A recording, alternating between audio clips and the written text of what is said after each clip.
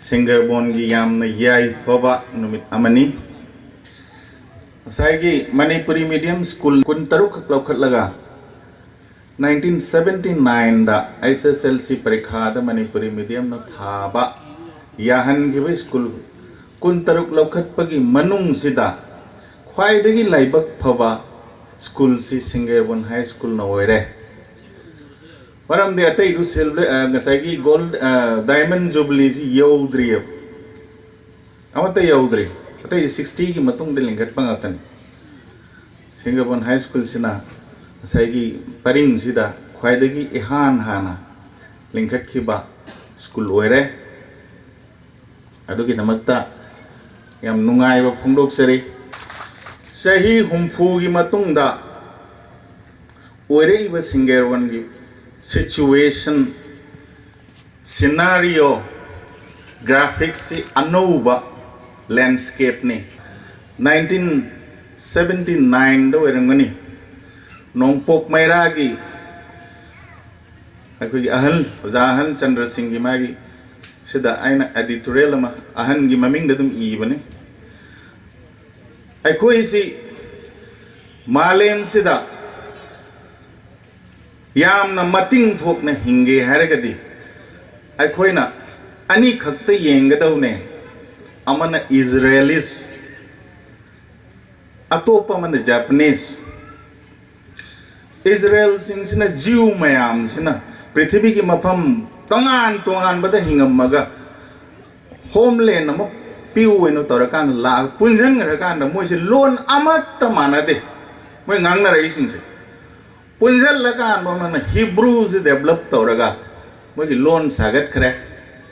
khwai dagi talented oiba kangbu ne Jew waris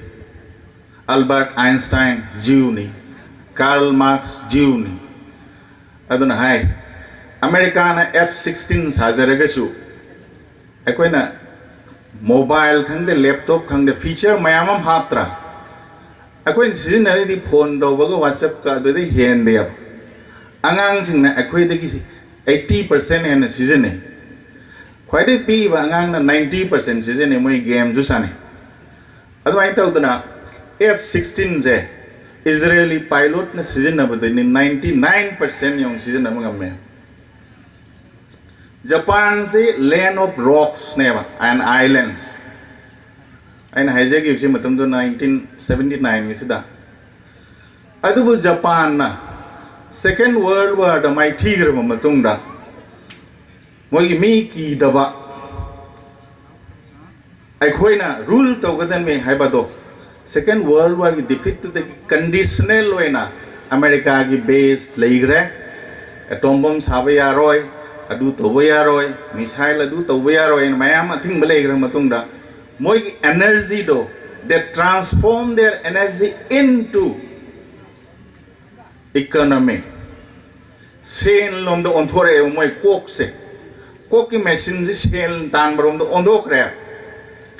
Canada gi thau loraga Canada gi koila loraga Canada gi iron loraga Canada gi aluminum loraga finished product se karamaina akoina world market sida export to the game the ondo kre and hojipudi moi third sport ta kumdagra gasu matam amagi leader ne aduna ai khoi gisu aina haija gadori sina aina laksadu isi khoi gisu this is our turn mitei gi pali do turn du la sina aina mapam pana makta platform khuding makta haijari se Japan gi malegre mathang da Korea lakhibane American support sangi ahum subada Chinese sing ji kakhalak pane Chinese sing ji India ga China ga si world gi problem weramme barchandrana awaga kari ga lang sokna bakwana pungloi loira matungda magi energy di kaino thang ta gi sagul gi arambai gi kari gi energy mayam do madu bhakti do onthora ga energy adagi ngasai gi salan gi energy do bhakti gi energy do onthora ga man amaka create torame jagoi ras amadi sankirtan si aduna ni jagoi ras katpa numit sida Maharaj sina pung tholis pung si am yening ye manamte pung si nupat fa ye aduna adugi energy no mana he transformed that martial art ki energy mayam do sagi akhoi art lo aduna aina haijaning isina akhoi ki energy do hosik lei rieba Korean akhoi ki singba hende Japanese na singba su hende Chinese na singba su hende eba yam nungai jabana kari dawrige bo naharol khorirol silup sina Manipur ki leiribo organization palamak sikauraga Arl High School sida muk tawi Sonai da muk tawi Silchar da muk tawi mai conference e masida Manipuri Sahitya Parishad na tawba ngamdaba thabak se naharol khorirol silup is loi lai ai nungai rojani magi conference ka se masida ki di ingudam binod si general secretary hatra ga di परिसर से हिंगत पे यार हुए दो हैं higher तो ये बने खोरी रोल देगी अदना इंगुदम बिनोद सेन मणिपुरी साहित्य परिषद आसाम की जनरल सेक्रेटरी हुई ना खोरी रोल देगी अपग्रेड तो रचकी नहीं मार प्रमोशन कार माना प्रमोशन कार चपदा ओजा मनिक्सान यावी ओजा नोनीस यावी Purgi mapan da leriba metei taba khun khuding makta primary school amam linkal si hai bawari lowe masi irabot na propose toraga dhane sores na second to bani 36 ki mifam sida this is a historic moment chika hom tokte are matung da irabot se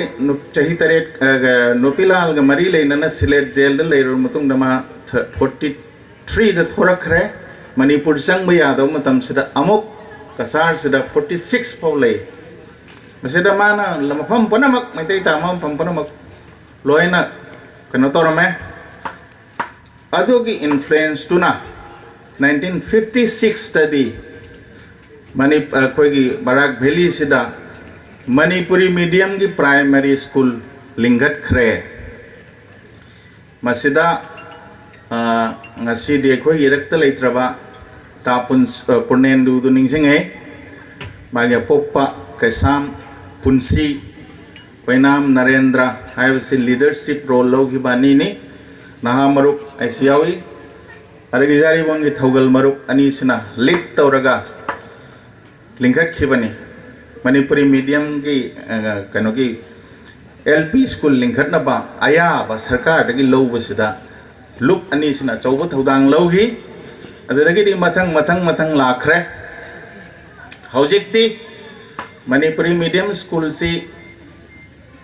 kana ribra kana dabra have a question la globalization ki matam sida koi kari tawba tai have a issue mayam thole world ki scenario sida global village oiraba globalization ki matam sida China su thong hangdore hana de Chinese de ki na khangam da bado hojikti China ki nupi macha sing English pai na ngang Japanese sing pharang kap kai na bu ngasai ki moi ki market si world ki se thaduk na bu honare si thirak matam da moi English si tam me hojik khazana adana ngasai ki akhoi na English se linghal laga Manipuri medium school si amna phanba adum sange spoken English adum sumaru e maram di thengna basida convince hobai se wangang bangam dragadi akhoi mirak michan thi weragadi yadre asi kotho ga chanar ba juk sidadi duma yadre aduna sima aduga phagi hoina haina bamale saigi noigi phajagraba classical dance sam le re phajagraba culture le re adagi noigi thang ta aiba martial art form ma le re पोलो है नोना पृथ्वी दान तौरे करी नोना भारत की तोान तागे Japanese हाय अखोइनदी India से ख्वाइदगी चाव market मसे अखोइना capture तौब ngamdadana वारे नोइदी मनुंगदा लेबने नोइनी India से capture तौगेदी याम लाइग्रेना नोइना मसे तोान ताजगे हाइसे करिगिनो हाइबा फागिमजु लै अचुम्बा फागी अदुना मतम अमदा अखोइना पीइङैदा पंजाबीगा बेंगोलीगा सिना ख्वाइदगी पृथ्वी संदोक्तना ओरमाना खलमे मंग ओरमे अदुंगसीदी पृथ्वी की मफम पुनमक्ता एवरीवेयर इन द वर्ल्ड संदोक्तना लेग्रे तैमसा सिंगसे तोंगान तोंगान थबक तौदना अचौ अचौब फम पाइदना मखोय मफम दुदा डायस्पोरा सिंग मफम दुदा अखोयगी कल्चर से ngaknaba honari ecology से सोइदना पाबिउ चाइल्ड साइकोलॉजी से आंगां कंसीप तौद्रिङैदगी करमायना मेंटली प्रिपेयर तौगदगे सि यावरबनी आंगां दो चावरा करमाय योगदगी यावरबनी सही सेकेंड वर्ल्ड वार की मतुंगदा जापानीज सिंगसिसु प्रोटीन यामना वाटलम्मे कोई कार्बोहाइड्रेट याम हेन चारमे अदमोइना कोमदा सिदी सोयरे नायना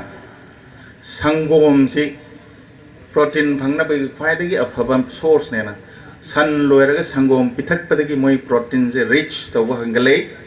दे कमाइन तौरे मोय हाइट से हंगले नमाय तौदना अखोयगी जनरेशन सिदा